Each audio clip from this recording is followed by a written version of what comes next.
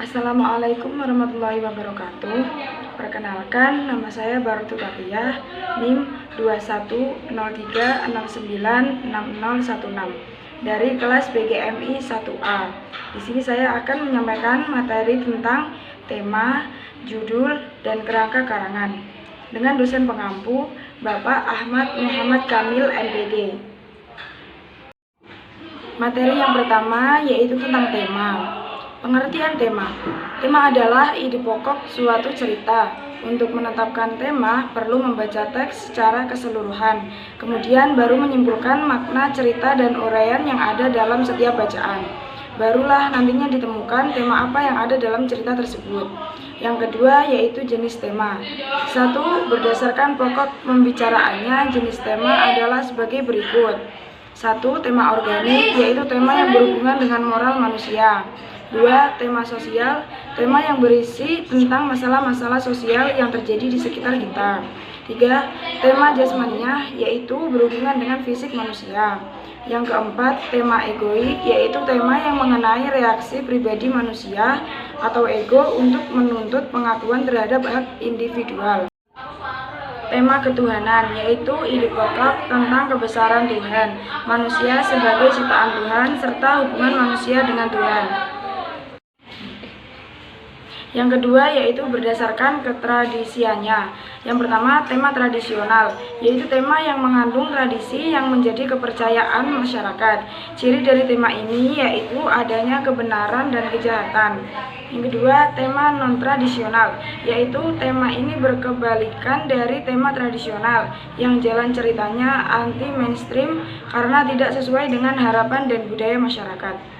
Yang ketiga, berdasarkan cakupannya, yaitu tema mayor, tema yang menjadi makna pokok dalam keseluruhan cerita. Yang kedua, tema minor merupakan tema pendukung yang ada dalam sebagian cerita sehingga dapat ditemukan tanpa membaca secara keseluruhan. Tema minor ini bertujuan untuk menambahkan ide-ide kecil yang dapat bermanfaat bagi pembaca. C. Contoh tema.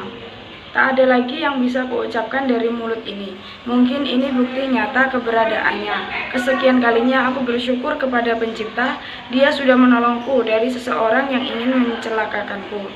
Kini aku menyadari untuk tidak selalu menyadarkan penilaian pada setiap pikiran dan pendapat pribadi, tetapi berendah hatilah di depan Tuhan dan takutlah kepadanya. Berdasarkan teks bacaan tersebut, dapat disimpulkan bahwa contoh paragraf tersebut memiliki tema ketuhanan, karena secara keseluruhan mengisahkan hubungan manusia dengan Tuhannya, yang ditunjukkan dari perasaan bersyukur yang dimilikinya. Materi yang kedua yaitu judul. Pengertian judul.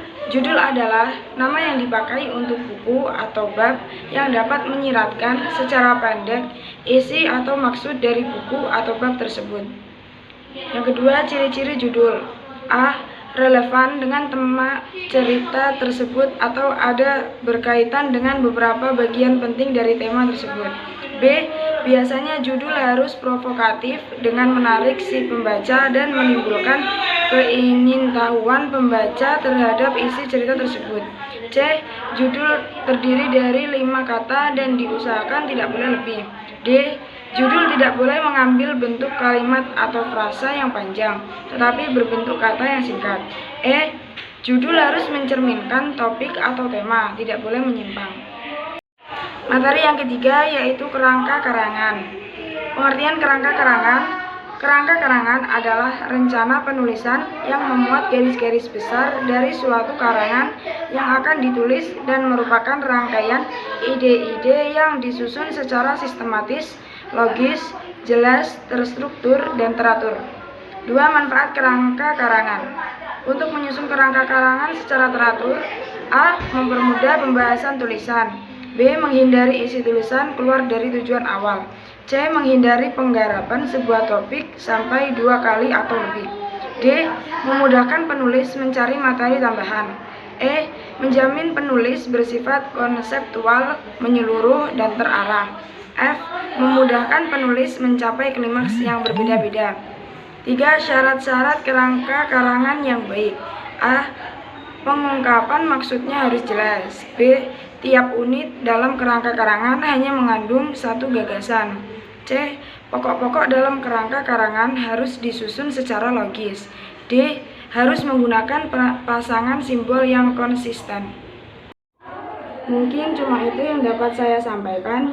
Kurang lebihnya saya mohon maaf. Terima kasih. Wassalamualaikum warahmatullahi wabarakatuh.